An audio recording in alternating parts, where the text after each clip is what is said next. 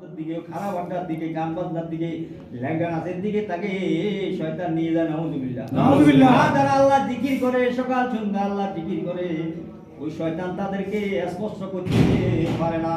সুবহানাল্লাহ।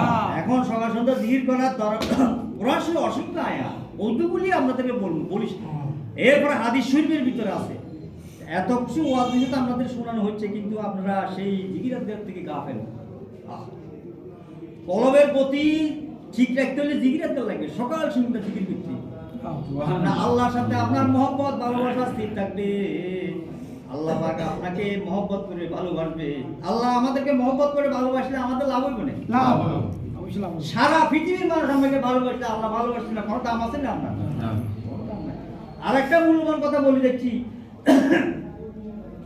যদি ইমান নিয়ে আমরা মৃত্যুবরণ করতে না পারি আমাদের আর কোন দুইটা বছর দাম আছে না? কোন না 20 তলা বিল্ডিং 50 তলা বিল্ডিং 50টা ইন্ডাস্ট্রির মালিক হইলাম, যদি কল না পড়ি ইমান নিয়ে কবর উঠতে না কোন দুইটা পয়সার দাম আছে না? কোন না?